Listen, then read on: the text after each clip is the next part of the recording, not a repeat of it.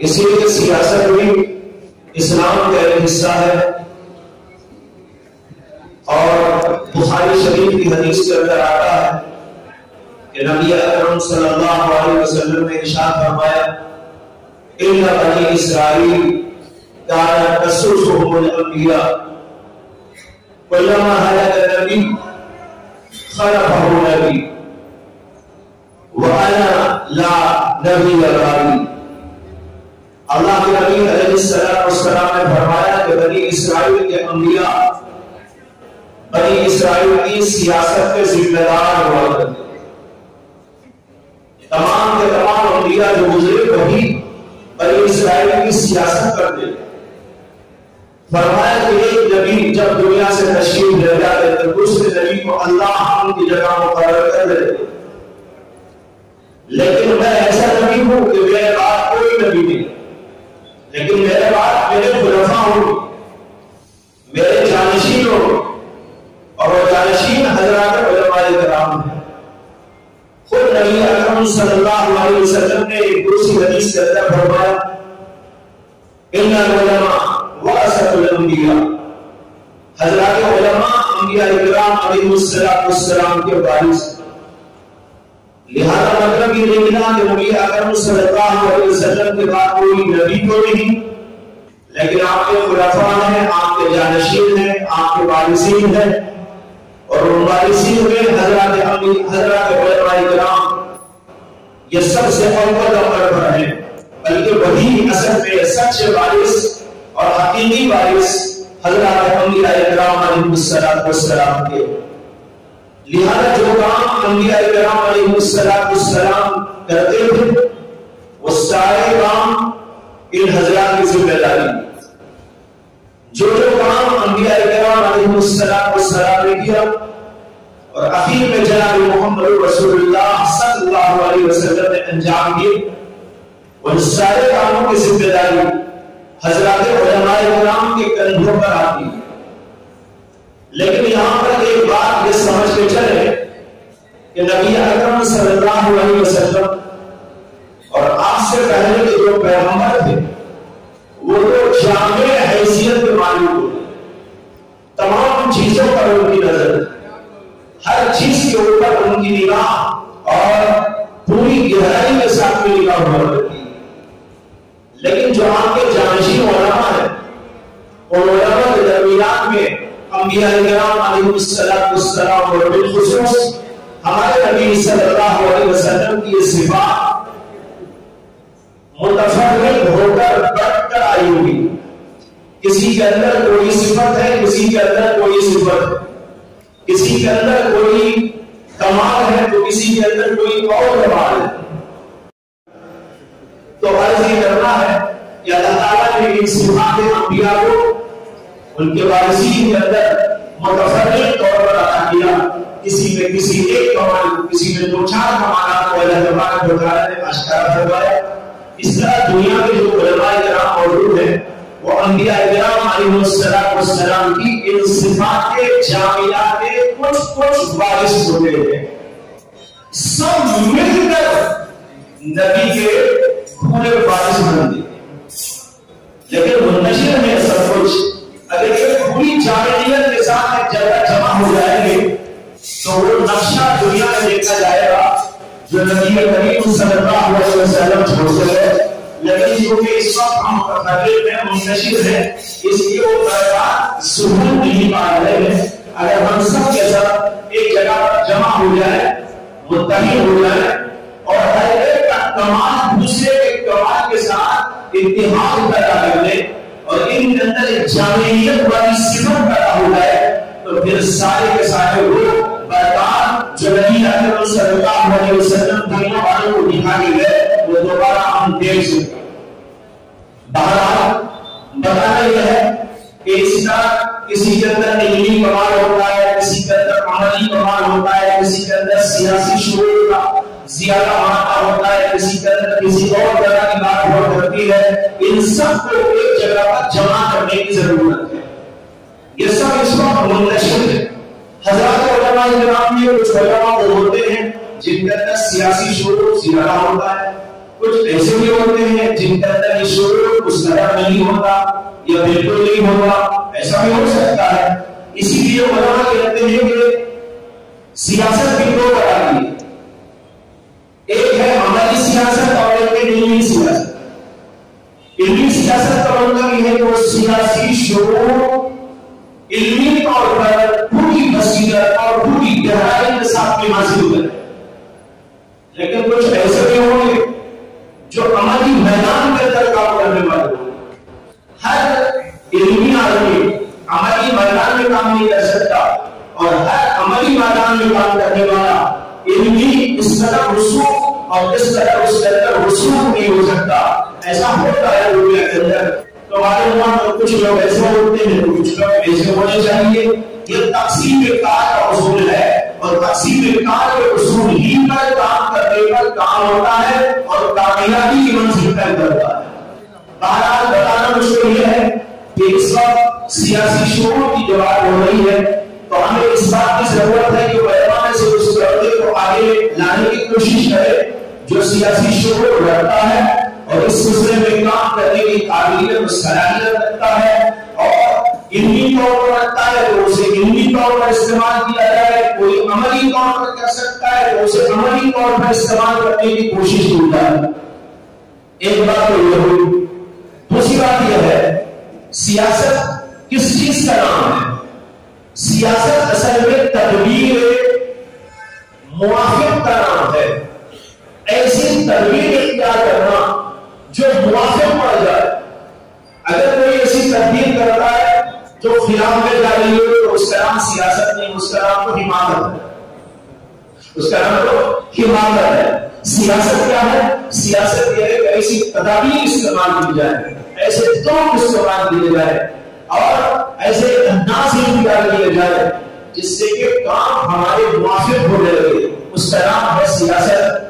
آج اس سیاست کے سلسلے میں بہت کام کرنے کی ضرورت ہے، اس لیے کہ حالات جب ناموافق ہو، ان ناموافق حالات کے اندر ایسی تدابیر کو اختیار کرنا جس سے کہ بات ہماری طرف کو آ جائے، یہی دراصل اصلی سیاست۔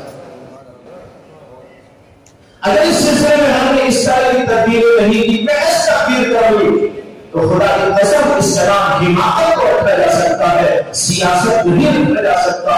آج اسی بات کی سخت ترین ضرورت ہے، حالات کو سمجھا جائے، مسائل کو سمجھا جائے، حادثات کو سمجھا جائے، لوگوں کے مزاجوں کو سمجھا جائے، لوگوں کے اطلاع کو سمجھا جائے، ان کے ذہن کے اندر کی باتوں کو سمجھا جائے، اور سمجھنے کے بعد ایک جماعت ہم میں سیاسی شعور رکھنے والوں کی ایسی پیدا کی جائے جو بیٹھ کر دن اور رات کسی سلسلے میں کا۔ بھائیوں، آج ایسی کوئی جماعت ہمارے پاس موجود نہیں۔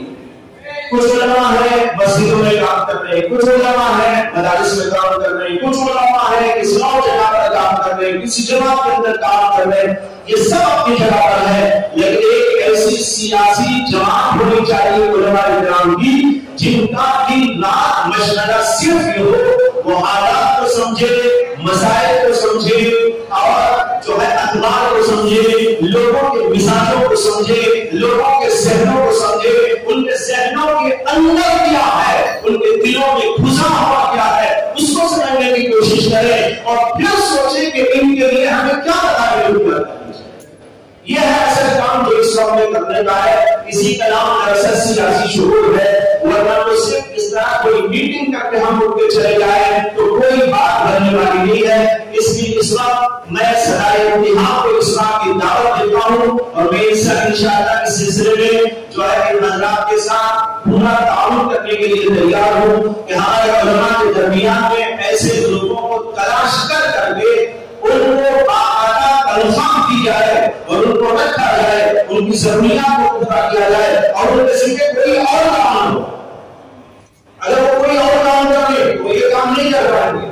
ان کو سمجھنا ہوگا، غور کرنا ہوگا، میٹنگیں کرنا ہوگا، جانا ہوگا، آنا ہوگا، لوگوں کو کھنڈالنا ہوگا، لوگوں کی نفسیات کو پڑھنا ہوگا۔ اس کے لیے ایک جماعت ہونی چاہیے، وہ جماعت صرف یہی کام کرے، اور پھر اس جماعت پر لوگوں کے اعتماد کو بحال کرنے کی ہم کوشش کریں، اور پھر ان کے ذریعے سے ہم عملی میدان میں کام کرنے والوں کو سامنے لائیں۔ یہاں پر ایک بات علماء ہے اس لیے عرض کرتا ہوں تاکہ اس پر غور کیا جائے.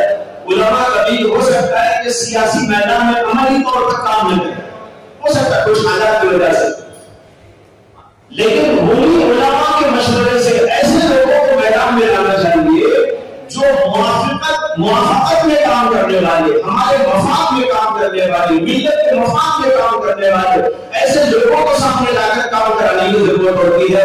اگر خود علماء سیاسی میدان میں عملی طور پر حصہ لے لے ماشاءاللہ بہت اچھی بات ہے، لیکن اگر ایسا نہ ہو سکے تو کسی اور کو وہاں کر بھی کام لے سکتے ہیں، اور اس کی دلیل خود قرآن کریم کے اندر موجود ہے.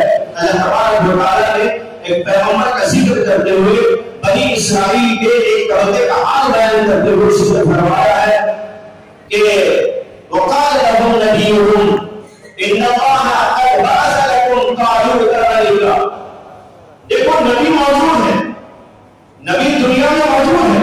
ابھی میں عرض کر چکا ہوں کہ وہ سیاسی ذمہ دار ہوتے ہیں، لیکن انہوں نے اللہ سے دعا فرمائی تو اللہ تعالیٰ نے ایک حاکم اور گورنر مقرر کیا اور پیغمبر کو بتایا کہ ان کے لیے ہم نے طالوت کو بنا دیا ہے، حاکم بنا دیا ہے. ان اللہ بعث لكم طالوت ملكا.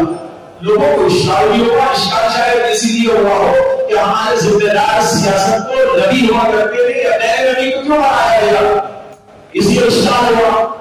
تو پھر اللہ کی طرف سے جواب دیا گیا ان کو یہ بسطن فی العلم والجسم ہے، یہ بسطن فی العلم والجسم ہے، یعنی ان کے اندر ہمت اور شجاعت اور بہادری بھی ہے، اور اس کے ساتھ سوچنے سمجھنے کی سیاست بھی ان کے پاس موجود ہے.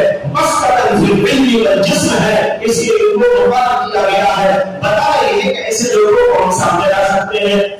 اس وقت سب سے بڑا اہم کام جو میں سمجھ رہا ہوں یہ ہے سیاسی شعور علماء پیدا کرنے کے سلسلے میں ایک جماعت کی تشکیل.